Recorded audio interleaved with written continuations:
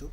Muy buenos días, muy buenas tardes, muy buenas noches. Tengan todos ustedes, no importa el lugar donde se encuentren mirando este video.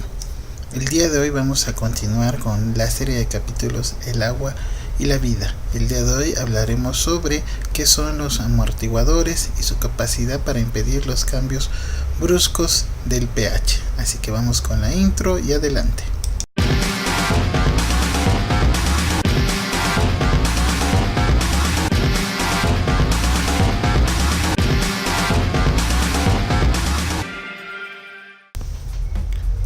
Hola, ¿qué tal? El día de hoy vamos a continuar con el tema del agua y la vida. El día de hoy vamos a hablar sobre los amortiguadores.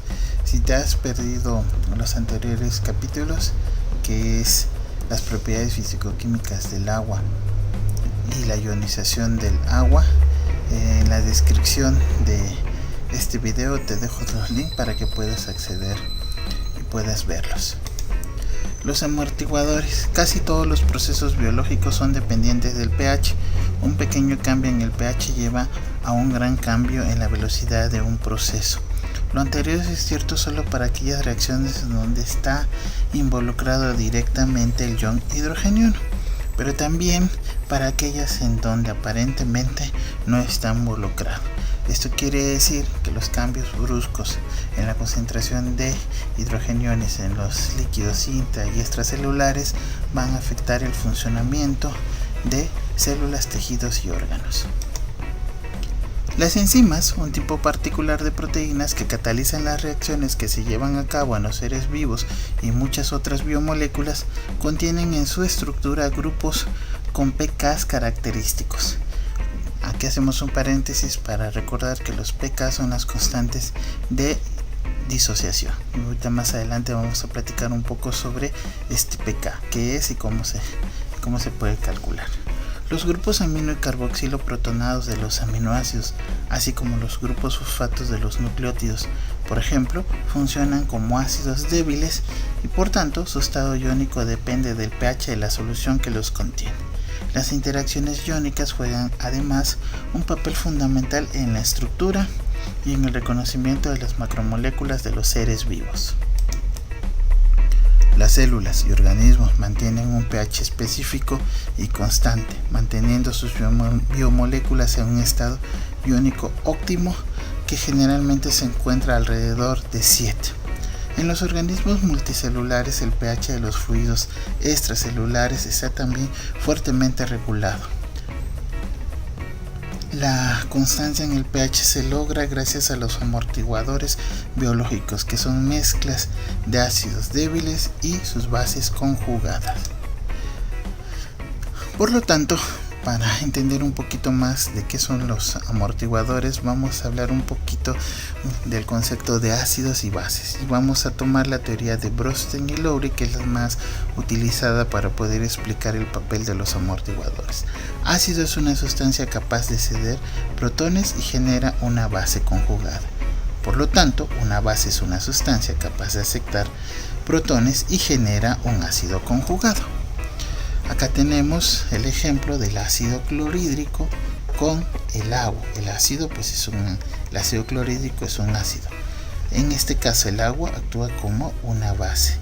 Cuando se asocian vamos a tener el ion cloruro, que es una base conjugada, y el hidrogenión, que es un ácido conjugado. Esta es una base conjugada porque puede aceptar protones. Este es un ácido conjugado porque puede donar protones. Acá, cuando tenemos una base, que es en el caso del amoníaco, le agregamos agua, vamos a tener el ion amonio, que es un ácido conjugado, más el oxidrilo, que es la base conjugada. Estas reacciones en el agua pueden actuar como ácido o como base, dependiendo con qué sustancia estén reaccionando. Por lo tanto, el agua es una molécula anfótera, quiere decir que puede actuar como ácido y como base. Va a actuar como ácido. Acuérdense que el agua está ligeramente ionizada y que en algunos momentos vamos a tener hidrogeniones y por otro lado vamos a tener oxidrilos. Entonces el agua cuando está en su forma de hidrogenión es un ácido y cuando está en su forma de oxidrilo es una base y puede actuar como un ácido o una base dependiendo de las sustancias o las moléculas que se disuelvan en ella. Vamos a definir qué es un ácido fuerte. Es un ácido que al disolverse en el agua se disocia o ioniza completamente. Tal es el caso del ácido clorhídrico. Cuando le agregamos agua, se ioniza completamente en los iones cloros y en los iones hidrogeniones. Ahora bien, vamos a ver qué es un ácido débil. Es un ácido que cuando es disuelto en el agua se disocia o ioniza parcialmente. Este ácido débil tiene una resistencia a perder sus protones. En este caso tenemos el ácido acético al cual le agregamos agua y que normalmente se va a disociar entre un 25 y 30%. Nos va a dar el acetato, que es la base conjugada, y el hidrogenio. Por ejemplo, ácidos fuertes tenemos el ácido clorhídrico, ácido nítrico, el ácido sulfúrico. Ejemplos de ácidos débiles: ácido acético, ácido carbónico y el ácido fosfórico. Una base fuerte es una base que cuando se disuelve en el agua se disocia completamente, y aquí tenemos el ejemplo del hidróxido de sodio, que al cual le agregamos agua y se disuelve completamente en sodio y oxidrilo. Ejemplo, tenemos aparte del hidróxido de sodio el hidróxido de potasio. ¿Qué es una base débil? Pues una base débil es una molécula o una sustancia que al disolverse en agua se disocia o ioniza parcialmente, y acá tenemos el amoníaco al cual le agregamos agua y se va a disociar aproximadamente entre un 25 y 30% y nos va a dar el grupo amino más el oxidrilo. Constantes de disociación de ácidos y bases. La constante de ionización o disociación de un ácido o de una base se emplea como una medida cuantitativa de la fuerza de ácido o de la base en solución acuosa. Esto es muy parecido a cuando vimos la ionización del agua. ¿Sí? Habíamos visto que el agua, dos moléculas de agua se pueden ionizar en un ion hidrogenión y en un ion oxidrilo, y que las concentraciones de los iones y del agua como tal nos va a dar una constante. En este caso tenemos el ácido acético, ¿sí?, que lo disolvemos en agua, nos da el ion hidrogenión más el acetato. Nosotros podemos establecer esa constante de disociación tomando en cuenta los productos, ¿sí?, que en este caso son los iones disociados, sobre los reactivos. Entonces empezamos siempre de el ácido acético, que se va a disociar en acetato y en hidrogenio. Hacemos ese cálculo y nos da esta constante de 1,8 por 10 a la menos 5. Lo mismo podemos hacer para el ejemplo de la mina, ¿sí? Tenemos los reactivos, en este caso que es la mina, los productos que son los hidrogeniones y el grupo amino, y nos va a dar una constante de 1,8 por 10 a la menos 5. Esa es la constante de disociación, que tanto un ácido o una base puede perder su hidrógeno o ganar un hidrógeno en una solución acuosa. Aquí tenemos algunos ejemplos de constantes de disociación de algunos ácidos y bases a 25 grados, ¿no? Vamos a ver que por cada hidrógeno que pierdan o que acepten vamos a tener distintas constantes de disociación. ¿Qué son los amortiguadores? Los amortiguadores son sistemas acuosos que tienden a resistir los cambios en el pH cuando se les agregan pequeñas cantidades de hidrogeniones o de base. Un sistema amortiguador consiste de un ácido débil, que siempre va a ser el que va a donar los protones, y su base conjugada, que es un aceptor de protones. Para el ácido acético es de 3.76 a 5.76 unidades de pH. Para el fosfato dihidrogenado es de 5.86 a 7.86 unidades de pH, y para el amoníaco es de 8.25 a 10.25 unidades de pH. Amortiguadores. La capacidad amortiguadora va una unidad por arriba y una unidad por abajo de su constante de sucesión, o pK. Pues es precisamente en esta región en donde, cuando se agregan hidrogeniones u hidroxilos, tiene menor efecto. En esta región, los equilibrios que existen en la solución, la disociación del agua y la del ácido en cuestión balancean las concentraciones agregadas de ácido o base. Vamos a ver este ejemplo. Un sistema amortiguador consiste de un ácido débil, dador de protones, y su base conjugada, aceptor de protones. Vamos a ver qué pasa cuando tenemos el ácido acético y lo agregamos en agua. El ácido acético va a tener su base conjugada, que es el acetato.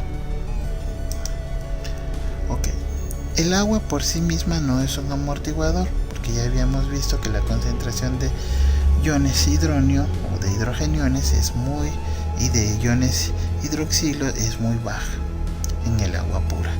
Dados los bajos niveles de hidrogeniones y de hidroxilo, el agua se le añade una base, aunque sea en poca cantidad. Estos niveles varían bruscamente, ¿no? Entonces, ¿qué pasa cuando yo agrego el ácido clorhídrico al agua? Aquí tengo pH de 7. Al momento que yo agrego el ácido clorhídrico, que es un ácido fuerte que se va a disociar completamente en el ion cloro y el ion hidronio, ¿sí? Esto aumenta la concentración de hidrogeniones. ¿Se dan cuenta? Aquí tenemos más hidrogeniones, por lo tanto eso provoca un cambio brusco en el pH que nos puede llegar a descender hasta 2. En el caso de un buffer ácido como el par ácido acético y acetato, al añadir un ácido ocurre lo siguiente. Yo tengo otra vez agrego el ácido, que en este caso es el ácido acético, y acuérdense que el ácido acético siempre va a estar en dos formas, el ácido acético y el acetato. ¿Qué pasa si esta solución de ácido acético en agua yo le agrego concentración de hidrogeniones? En este caso le agrego ácido clorhídrico. ¿Qué es lo que ocurre? Mi acetato va a actuar como aceptor de protones, ¿de acuerdo? Todo el acetato se va a ir hidrogenando, va a ganar hidrogeniones, por lo tanto este acetato se convierte en ácido acético. Todos los acetatos se convierten en ácido acético y por lo tanto no hay un cambio brusco en el pH. Claro, si yo sigo agregando más hidrogeniones, pues todos los acetatos que están en solución se van a convertir en ácido acético y ya no van a amortiguar ese cambio de pH. Por lo tanto, el pH se va a volver más ácido. ¿Qué pasa ahora si yo agrego una base? Otra vez yo tengo mi acetato disuelto en agua, tengo mi ácido acético y mi acetato, y voy agregando cierta concentración de oxidrilos. En este caso agrego hidróxido de sodio. Entonces todo mi ácido acético va a actuar como dador de protones.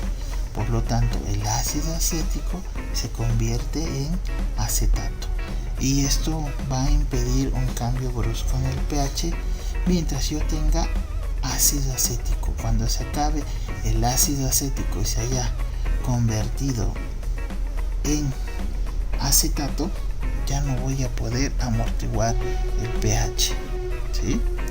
Entonces el pH va a cambiar bruscamente. ¿De qué depende la capacidad amortiguadora? De cuánto ácido y cuánta base yo tenga disponible para amortiguar el aumento en la concentración de hidrogeniones o el aumento en la concentración de oxidrilos. Cuando se han terminado las moléculas que pueden aceptar o donar protones, va a ocurrir el cambio brusco en el pH. Aquí tenemos la curva de titulación del ácido acético. En este caso, ¿qué ocurre si nosotros agregamos la base?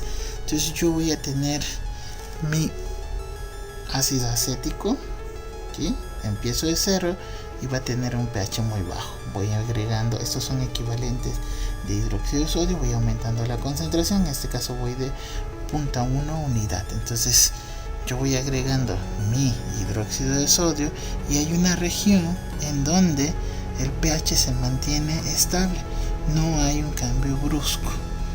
¿Por qué? Porque aquí está la capacidad amortiguadora. Todo mi ácido acético está amortiguando la concentración de oxidrilos que yo estoy agregando a la solución, ¿de acuerdo? Va a haber un momento en donde yo sigo agregando concentración de oxidrilos y ya no voy a poder amortiguar. Por lo tanto, todo mi ácido acético se ha convertido en acetato. Esta región que impide el cambio brusco del pH, ya habíamos visto, va de 3.76 a 5.76. Esto se conoce como región amortiguadora y siempre va a ser una unidad arriba o una unidad abajo donde vamos a tener el pK, que es de 4.76. que es el pK? Acuérdense, es cuando yo tengo la concentración de ácido y de base a la misma, es decir, son iguales. Y así es como tenemos la curva de titulación. Esto va a ocurrir a la inversa. Si yo aquí agrego, en lugar de agregar oxidrilos, agrego hidrogeniones, vamos a tener exactamente la misma curva y vamos a tener exactamente las mismas regiones de amortiguamiento. Así, los amortiguadores son sustancias que impiden el cambio brusco del pH porque están constituidos por un ácido y una base conjugada. Aquí, por ejemplo, tenemos cómo afecta el pH en la actividad de algunas enzimas. Tenemos la trixina, que normalmente actúa en un pH ácido, la trixina, que es un mayor pH es muy cercano al fisiológico, y tenemos la fosfatasa alcalina, cuya actividad se da un pH más básico. Hablemos del metabolismo ácido-base. Los procesos metabólicos normales cada día nos producen 24.000 milimoles por litro de ácido. Esta es una gran concentración de hidrogeniones que puede alterar el funcionamiento de las células. Para prevenir la carga de grandes concentraciones de ácidos o de bases, existen los sistemas amortiguadores, y estos sistemas de amortiguadores fisiológicos nos van a permitir sacar el exceso de ácido o de base a través de los riñones o los pulmones. ¿Cómo es que nosotros producimos ácidos o bases?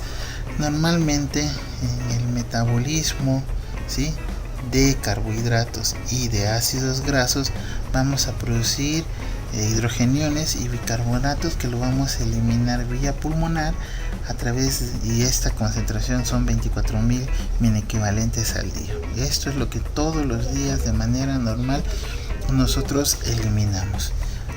La glucosa, sin llegar a convertirse en oxígeno, la cisteína, la fosfoproteína nos van a dar hidrogeniones, y estos que se llaman ácidos fijos los vamos a eliminar vía renal y equivalen a 50 minequivalentes por día.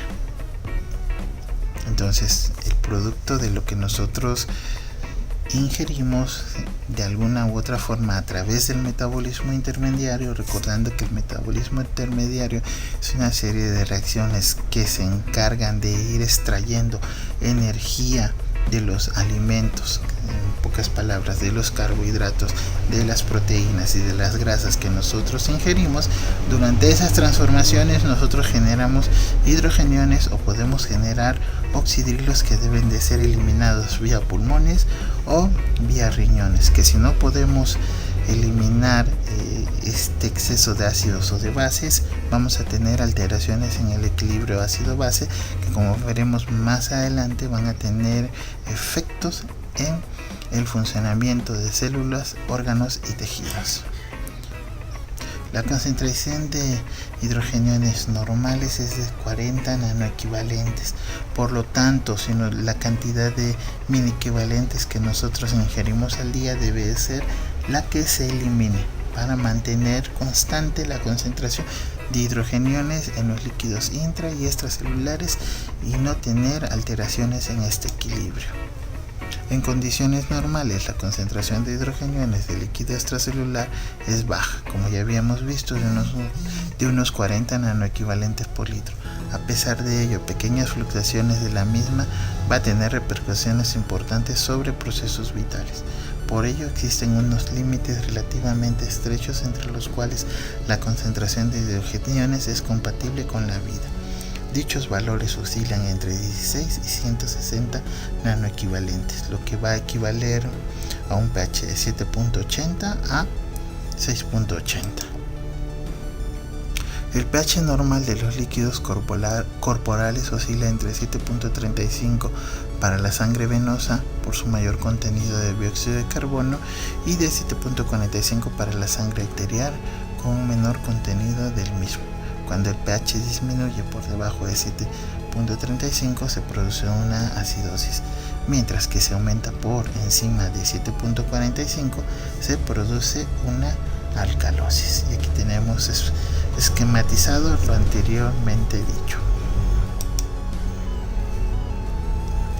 Finalmente, para poder entender el papel del equilibrio ácido-base, existe una ecuación que es la ecuación de Henderson-Hasselbalch, que nos permite saber cómo varía el pH en cuanto a la concentración de la sal o del ácido, es decir, del dador de protones o del aceptor de protones, dependiendo del par conjugado que estemos tratando, ¿sí? Entonces el pH va a ser igual al pK del ácido más el logaritmo de la concentración de la sal sobre el ácido. Con esta ecuación nosotros podemos hacer muchos cálculos y ver cómo los sistemas fisiológicos de amortiguamiento están alterados o no. En el caso del buffer, aquí tenemos un ejemplo, en el caso del buffer fisiológico, bicarbonato, ácido carbónico, tenemos que pH igual a pK más logaritmo de la concentración del bicarbonato